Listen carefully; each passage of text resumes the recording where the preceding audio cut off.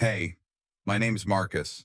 I raised a daughter, built a dream from scraps, and stayed quiet while my own blood rewrote my story. At her wedding, her fiancé laughed in my face, called me unemployed. My daughter stood there, didn't say a word, but that laugh, it was the sound of everything they'd stolen. My name, my work, my pride. They thought I was finished. Then the CEO stepped forward, and what he said changed everything. I showed up in the only suit I owned. Navy blue, a little too tight at the chest now, and the cuffs were fraying, but it was clean. I made sure of that. Polished my shoes that morning till I could see my face in them. This was my daughter's wedding. No matter how complicated things had gotten, I wasn't going to walk in there looking like what I'd been through. The venue was something out of a movie. White marble floors, tall glass windows that caught the afternoon sun just right. I could smell money in the air. Not new money either, the kind that had been old for a while. Everybody was dressed like they stepped out of magazines. I nodded at a few folks, got a few tight smiles back. Ain't nobody knew me, and truth be told, that felt mutual. Nova, my daughter. She looked stunning, radiant even, in that ivory dress. But when her eyes met mine, just for a second, it was like I was invisible. She didn't smile. Didn't say daddy, didn't even say hi. Just that clipped, professional tone she'd taken to lately, like I was an old client she ain't seen in years. Marcus, she'd said, like my name was an obligation she had to fulfill. Sometimes the ones who carry you end up getting left outside the door. They sat me in the back, of course, near the speakers and the door, right next to some uncle from the caterer's side and a cousin I hadn't seen since Clinton was president. We were the leftovers, the spare parts, no name cards.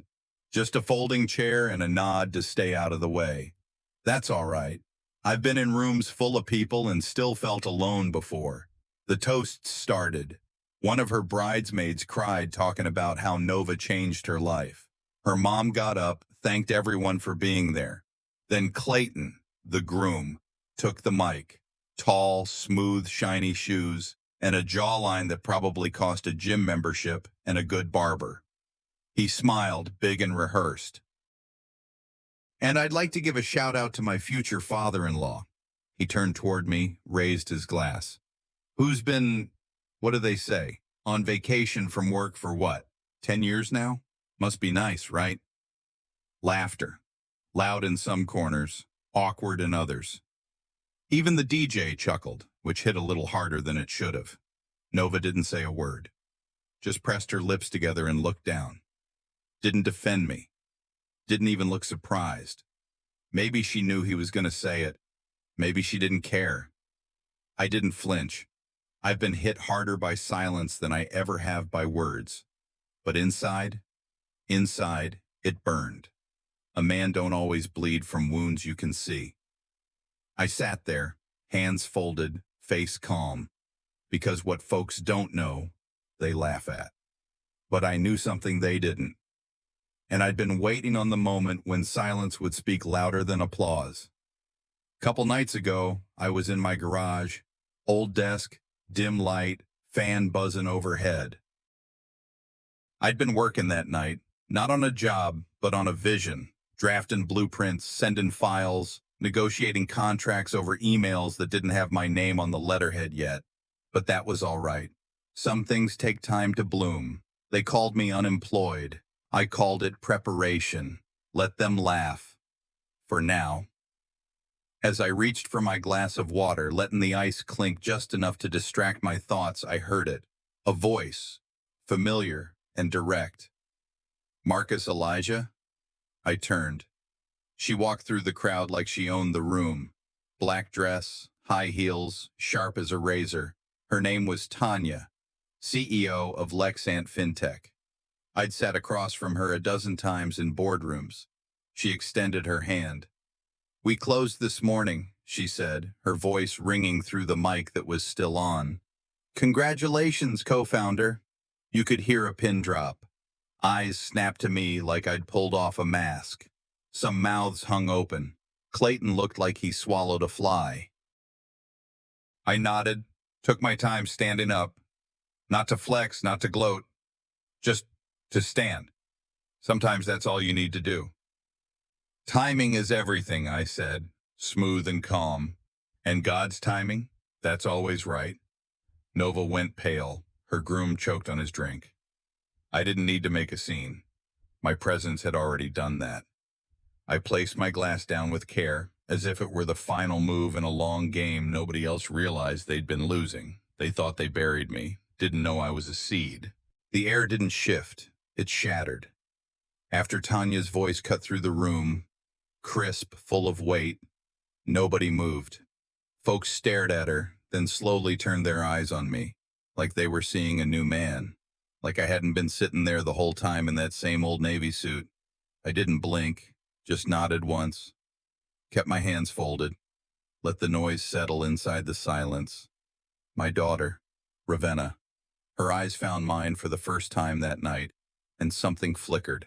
Not quite pride, not quite shame. Maybe it was confusion. Maybe it was the first crack in the picture she'd painted of me all these years. A man with no ambition, a has-been, or worse, a never was. Clayton tried to salvage the moment. He raised his glass again, fake laugh in his throat. Well, guess we all just learned not to judge a book by its cover, huh? His voice broke halfway through. Nobody laughed. Not this time. Funny how silence, when it tilts in your favor, can feel louder than applause, louder than any toast, any paycheck, any insult you've swallowed without spitting back. I could see the shift in the room. Not big, not dramatic, just little changes.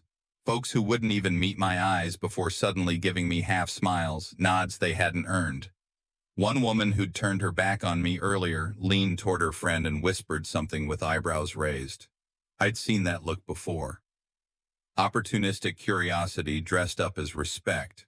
Sheila, my ex, she stood near the bar, jaw tight. She looked like somebody had just slapped her with the truth, and she wasn't sure if it stung more because of the content or the delivery.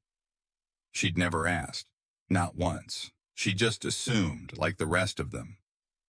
I'd kept it from them on purpose, because I knew how this world worked. You tell folks you got something big brewing and they either try to steal it, talk you out of it, or laugh in your face. And when you fail, because failure always comes first, they line up to say, I told you so. They never ask about the grind. They never ask why you didn't quit, just whether it made you rich or not. One of Clayton's uncles muttered something about background checks. His wife nodded, wrinkled her nose like success without status was dirty. A waiter approached me, bottle of champagne in hand. Would you like a refill, sir? I looked him in the eye, then at the glass, then back at him. No, I think I've had enough bubbles for one night. I stood, adjusted my cuff, and walked toward the garden doors like I had somewhere better to be. Because maybe I finally did. Outside, the air was cooler, quieter. I stepped out onto the gravel, took in a deep breath, let it fill my chest. My hands moved behind my back, clasped like they did when Ravenna was little and would march around the living room saying she was the general and I was her superhero soldier. She used to draw me capes on paper and bright red ones with my name in bold letters. Daddy the builder, she'd say. You make things.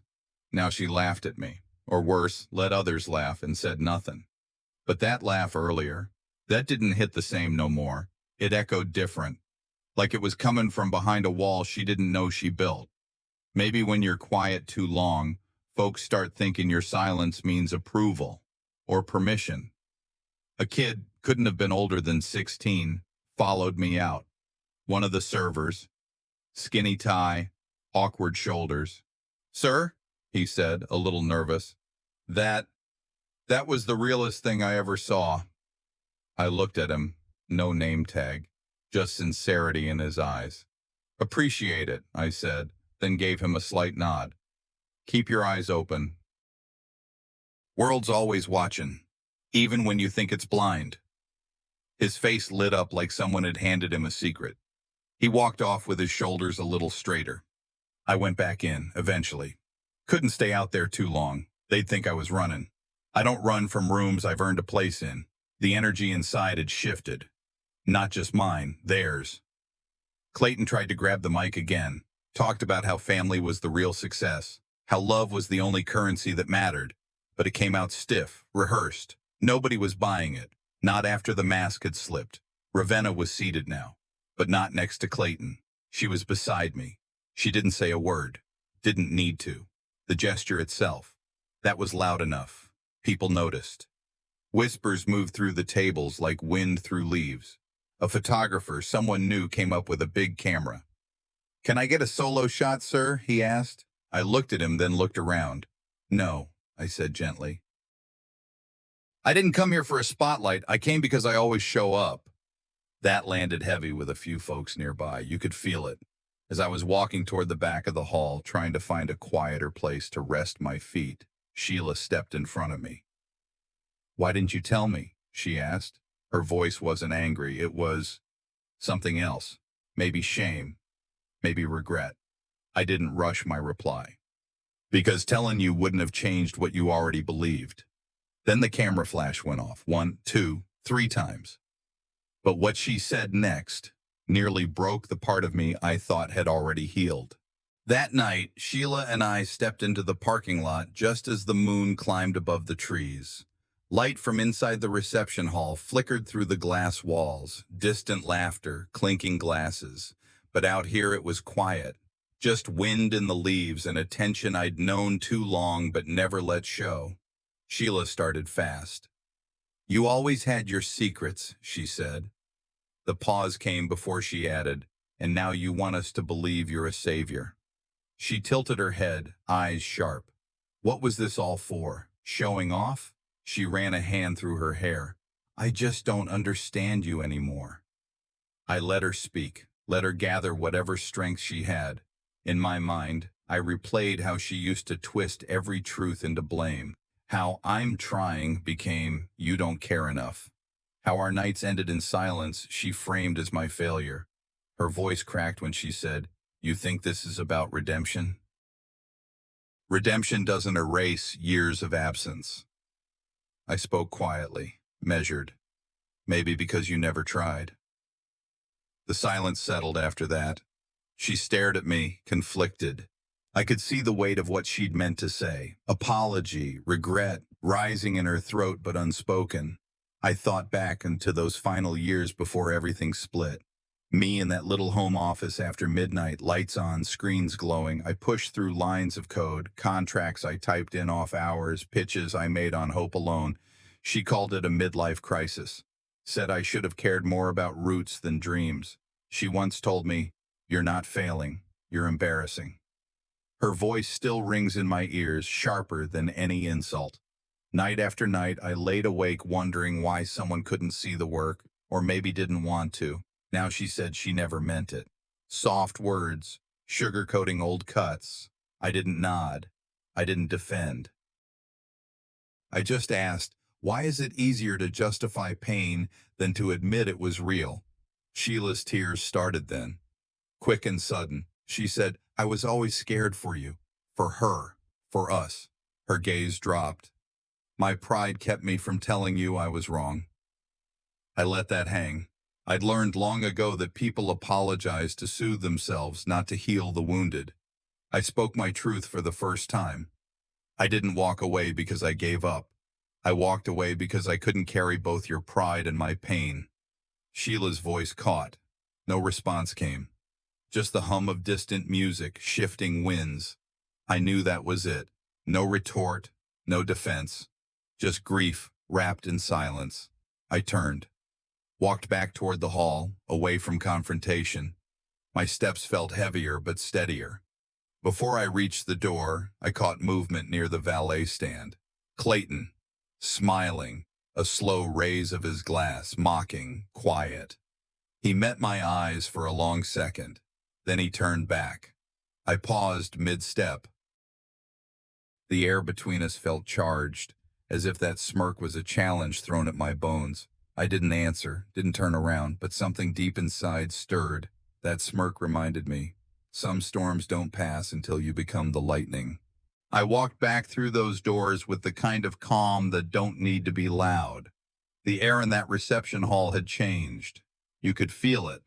Eyes that once slid past me now lingered, some out of guilt, others still measuring whether they'd backed the wrong horse. The music played on, but the laughter had dropped an octave, the kind of hush that don't come from volume, but from truth hanging in the air like smoke. Clayton stood near the mic, trying to act like he was still running the room. Toast in one hand, voice cracked just enough for folks to catch it. "Let's not forget tonight's about love, about family," he said, but nobody clapped. They just looked at him, then at me. I didn't move quick, just scanned the room, slow and quiet. Ravenna sat stiff, like someone holding their breath. Her eyes dodged mine, but the way her hands gripped the edge of the table said more than her silence ever could. And that's when Inez made her move. She stepped out from the shadows like she was born for center stage, interrupted the MC mid-sentence with a firm, "If I may." Folks shifted in their seats. The MC stepped aside without a word. Inez had that kind of presence. She didn't ask, she expected. She started soft. "Family is complicated," she said, glancing toward Ravenna. "And sometimes in moments like these, it's important we speak truth, even when it's uncomfortable." She smiled, but the kind of smile that hides knives. "I've known Marcus a long time," she continued, looking straight at me now. "He's always been a man of mystery, a man who let silence speak for him." People murmured, unsure where this was going. Then she dropped the line that cut deep. "But a man's value isn't in his silence, it's in whether he shows up when it counts." She let that hang, looked around as if inviting others to nod along. I didn't flinch, just breathed steady. Inside, I thought, she's not attacking me. She's revealing who she always believed me to be, and now she's banking on them believing it too. But that mask, the one she'd worn so clean and polished, was cracking. A voice from the back, low but clear, asked, "Wait, who really built this company?" Another murmured, "Did she just say he wasn't around?" The crowd started to tilt. Small glances turned into full-on conversations.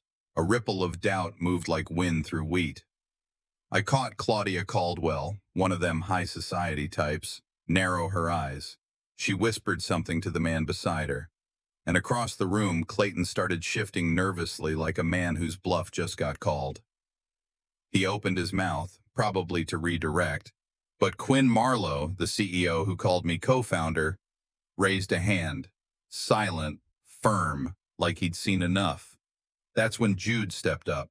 He didn't say a word, just walked to the lectern with a confidence I didn't know he had in him. Set a tablet down, pressed a button, the projector clicked alive. First came images, grainy photos of sketches on my old garage wall, then blueprints, dates, patent filings, all with my name, not shared, mine. Inez froze. The light hit her face sharp. No shadows to hide in now. Her speech stuttered. Her words turned to ash mid-sentence. And me? I stepped forward. No anger, no pride, just clarity. "These ain't just names on paper," I said. "They built this, not to impress folks, but to provide, to protect, to prove that quiet don't mean invisible." The room didn't erupt. It inhaled, like they'd just come up for air after holding their breath too long. Ravenna stood, didn't say a word, just looked at me, eyes soft, glassy. She took a step closer, maybe not toward forgiveness, but toward truth. Clayton sat like stone. Inez looked like the room had shrunk around her, small, exposed. I glanced at the crowd, slow, deliberate. "Who here," I asked, "will see me now?" And just then, the doors opened. Silas Corbett walked in, and every eye turned. Silas's arrival quieted the room before he even spoke. The door slid open behind me, and his silhouette stepped in with that familiar dignity, tailored suit, steady stride, heads turned. Whispers rose. "Is that Silas Corbett?" The kind of name folks in tech circles and boardrooms know. I felt a shift beneath my skin, a presence carrying unspoken weight. As he nodded at me, I understood. Silence sometimes sends louder invitations than pride ever could. When he stepped toward Quinn Marlowe to exchange a few quiet words, all eyes flicked to that corridor of power. Clayton's smile faltered. Inez's composure wavered. And somewhere in that hall, I felt the tension stretch taut, like a string about to snap. Clayton wasn't going to sit quietly anymore. He stood, chest stiff. "Marcus," he called, loud enough to cut through the murmurs. "You brought backup?" His mocking edge was obvious. The room flinched. Ravenna glanced away. He tried to retake control. "Money talks." "But weddings are about family, right?" But the words came out hollow. The audience had already shifted. I rose from my seat without hesitation, walking toward the mic, though I didn't take it. I spoke directly from my place in the crowd. In my mind, I thought, let me remind them, not of what I built, but who I am. I didn't cower or stutter. I spoke with measured strength, eyes locked on Inez and Clayton. Respect isn't earned with words. It's measured by how you show up when no one's clapping. The room held its breath. Faces turned pale. I pointed out how I had sat in corners, listened to conversations about me as though I didn't exist. "This will be the last time my silence is mistaken for weakness," I said. "Next time you come for me, I'll bring receipts and headlines." I didn't beg them to understand me. I just laid down a boundary. Clayton tried to laugh it off, but the joke died on his lips. Nobody joined him. That laughter, once eager to mock, disappeared. Then Ravenna stood. She looked small, eyes red, hurt, but she spoke. "I didn't know." Her voice cracked. I turned to her, tone soft but firm. "I didn't need you to know back then, but you know now. So what you do next, that's on you." The room went quiet, heavy and expectant. Some of the elders from my old neighborhood sat alert, heads nodding. They recognized that moment.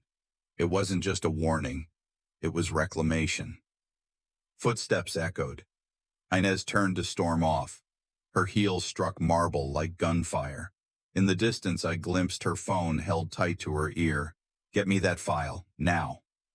The urgency in her voice made me breathe slower, stand taller. From the window, I watched her silhouette fade, and I whispered quietly into the night. "You can warn people only so many times before you gotta remind them why the warning mattered." I woke before dawn, long before the first light painted the sky. The wedding hangover hadn't left me. Neither had the weight of last night's shift in power. I sat on the edge of the bed, phone in hand, reading headlines. Forgotten founder revived. Mystery man or mastermind. It stirred an ache in me, memories of when I stayed silent while others wrote my story for me. Emails flooded in, some from old colleagues, some from reporters, some congratulatory notes so polite you could smell the surprise through them. Many faces now remembered me. Many still doubted. I didn't reply. Not yet. I held my silence like a promise. I'll move when the moment demands. Later, at breakfast in the hotel dining room, Rowan, the young server who'd served at the reception, recognized me. He came shyly to my table. "Sir, I hope you don't mind me saying this. You gave my brother his first job. We never forgot that." His eyes were honest, his voice trembling just a little. Something in me clenched. People you never saw were watching you all along. That feeling rooted itself in my chest. I thanked him quietly, then asked softly about Clayton's behavior, about the whispers at his table, about which guests lingered around him too long. He answered as best he could, trembling, half smiles and glances. His affirmation wove a new purpose inside me. On my phone, a press release popped up. Dax's team had claimed the reinstatement was a rumor orchestrated by a rival. Logos, polished lines, insinuations. Clayton retweeted it. "I stand by my family's future." Influencers chimed in. Which side is real? Who's playing the victim? I sat and watched the narrative shift attempt itself around me. I didn't react. I processed. I planned. Inside, a war raged. Should I strike back now or wait until the blow lands harder? Impatience tugged at me, but I knew that a desperate strike would feel like desperation.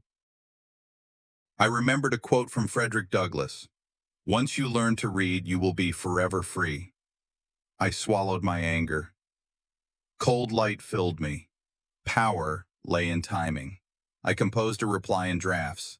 Smooth, calm, definitive. Not in anger, but in clarity. Something that would say, I see you, I hear you, I won't be gaslit again. That evening, as the reception hall quieted and cleaning staff folded linens, my phone vibrated. Caller ID. Silas. One name made my spine straighten. My lips curved in a silent half-smile. I stood in front of the mirror in my room, checked my posture, squared my shoulders. The reflection looked calm, but underneath, the storm had risen. I answered, I'm ready, and I walked toward whatever battlefield came next. The reception hall had grown hushed again, the kind of quiet that doesn't feel empty. No, it hums like electricity building up under the skin of a crowd that knows something big is about to drop. Faces turned toward me like they were waiting for a second lightning strike. But it wasn't me they were watching this time. Not directly. It was what I represented. Or maybe it was who was about to stand behind me. The DJ had lowered the volume to near silence. Some guests had put down their champagne glasses mid-sip. Clayton looked like he wanted to say something but couldn't quite get his tongue to work. I stood there, hands folded in front of me, remembering what Rowan had told me just that morning. People remember what they saw, not what they were told.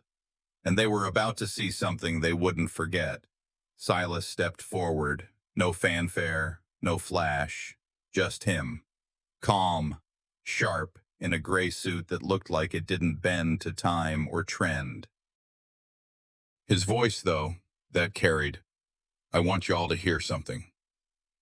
The crowd went still. He didn't need notes. He didn't need to pace or perform. He told them in plain words how he'd met me years back and saw something in a hungry young man with blueprints and busted sneakers. He talked about the investment, the vision, the early build of our first prototype, that kitchen table we turned into a server rack. Then he held up a document, creased at the edges, but still sharp in ink, my signature right next to his. This, he said, holding it for all to see, this is what foundation looks like. Inez turned pale.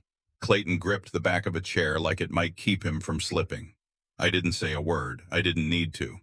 Silas was putting bricks back into the house they tried to kick me out of. Then came Quinn Marlowe, no longer seated, no longer silent. He joined Silas on that little side stage, took the document in hand, and looked straight into the room.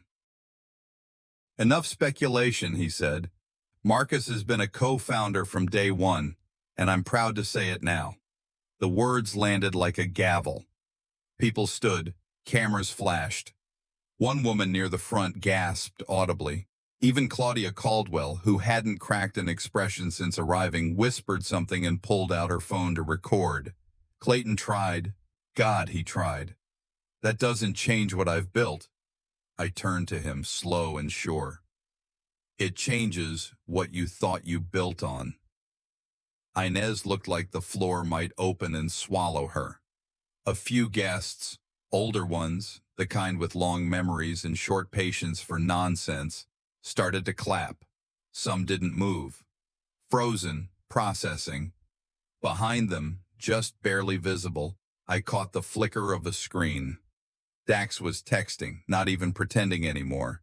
His message, later leaked, would read, "We have to move fast." But me? I didn't move. I stood, quiet in victory.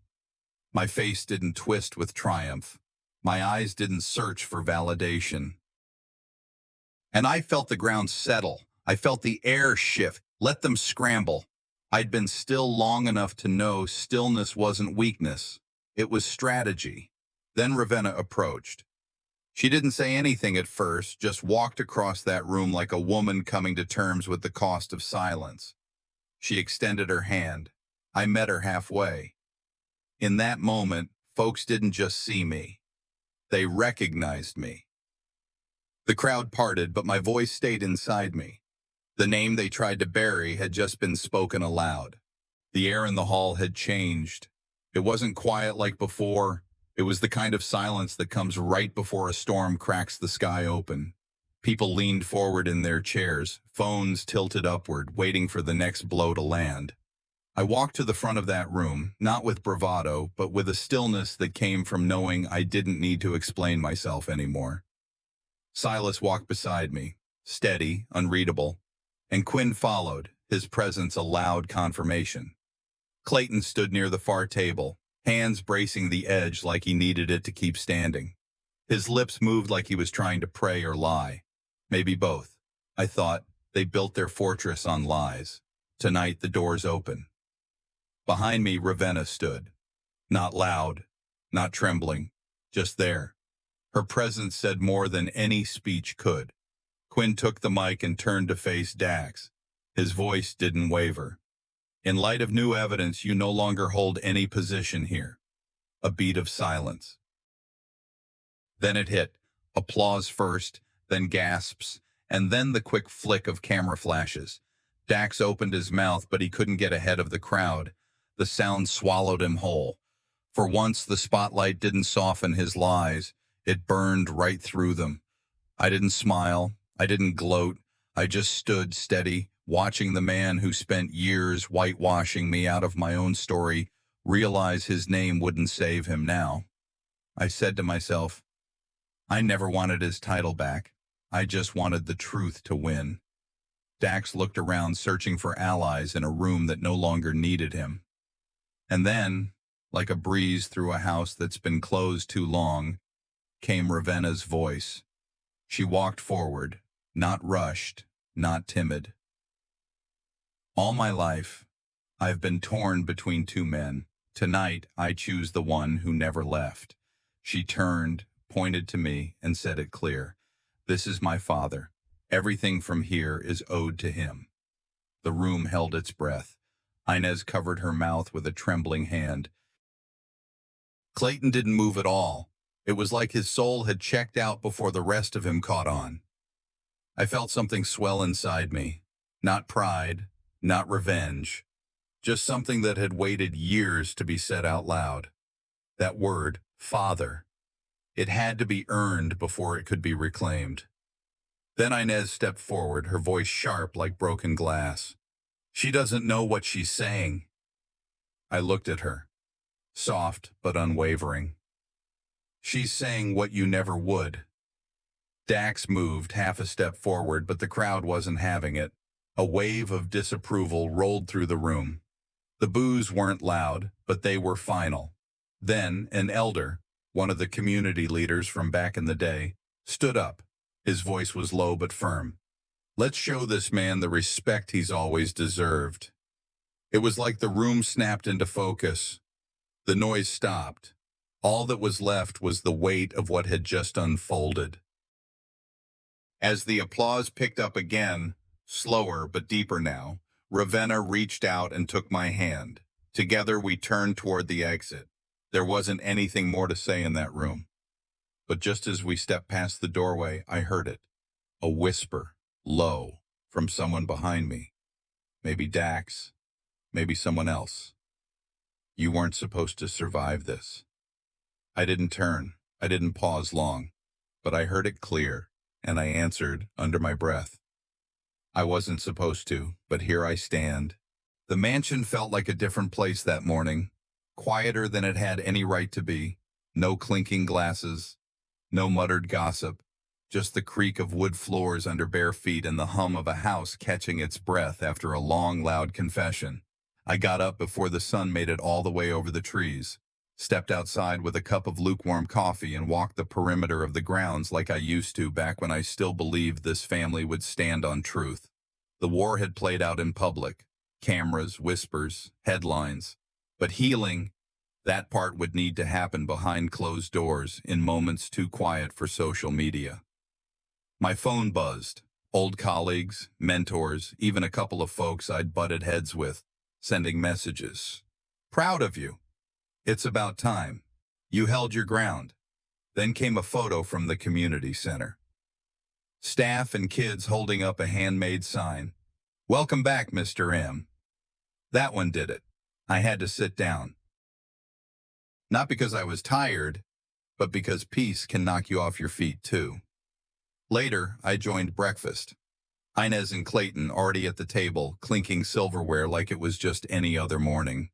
I sat down without a word. The tension didn't speak either, it screamed. Inez cleared her throat, didn't look up. Let's not act like last night was some final word. I looked at her, really looked. The woman who once stood beside me now sitting like a guest in her own kitchen. It wasn't the end, I said. It was the truth catching up. Clayton said something low. I couldn't make it out, but it smelled like regret. Still, I knew better than to mistake that for change. Regret, I said, standing up slowly, doesn't fix broken promises. Change does. Neither of them responded. Maybe they couldn't. Maybe they knew they'd already said too much by saying nothing for too long. Ravenna found me out in the garden later that morning. She asked if we could walk a bit. We followed the same winding path I used to carry her along when she was no taller than my knee. She didn't say much at first, just walked beside me with the quiet kind of strength I never got to teach her. She had to build it herself. Then she stopped, reached into her coat, and handed me a small wooden box. Mom kept this hidden, said I'd know when to give it back. I opened it. Inside lay my mother's necklace, the family crest, the one she wore every Sunday, the one she told me would always belong to whoever remembered where they came from. A memory hit me like warm breath on a cold day. My mother's voice whispering in my ear once, "This is your legacy, baby, even when they don't see you." I held the necklace in my palm, its weight heavier than I remembered. I looked at Ravenna. She wasn't crying, but her eyes were wet. This time, I said, I'm ready to wear it. That evening, the neighborhood threw something they called a block party, but it felt more like a homecoming. There was music, folding chairs, grilled ribs, and laughter. Silas got up and said some words I'll never forget. This man didn't just raise a company, and he raised a standard. One by one, the elders came forward, each placing their hand on my shoulder. They called my name like it was a prayer.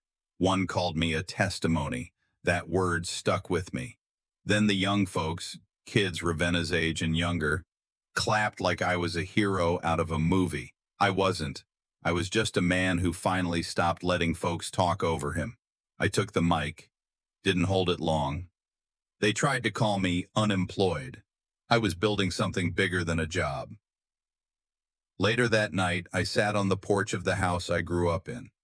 The paint was new, but the soul was old, in the best way. This story ain't about revenge, I said, more to myself than anyone else. It's about return. It's about reclaiming what they said we lost. I named those who stood beside me, Silas, Quinn, Ravenna, especially her. To anyone out there watching, I said, whatever you lost, your place, your voice, your name, go back and get it. It's still yours. Ravenna came and sat next to me, wrapped herself in a blanket and smiled. We built this back together, didn't we, Daddy? I nodded. Yes, we did. And just as we were settling down, that letter arrived in the mailbox.